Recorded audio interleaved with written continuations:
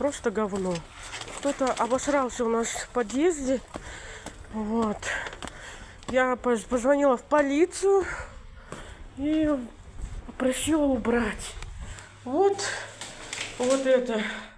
Поэтому в срочном порядке мне надо было ехать домой и ждать полицию, пока они приедут. У нас здесь камеры, вот, чтобы это вычислить, кто это сделал. Но мы уже посмотрели.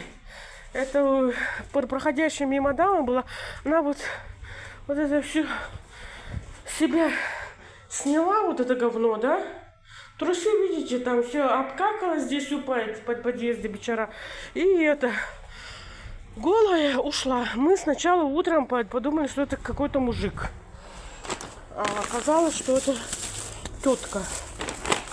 Ну, блин, мне поэтому полицейские сказали, что будут в срочном порядке ехать к нам. Надо написать заявление. Нет. Вот, как-то так.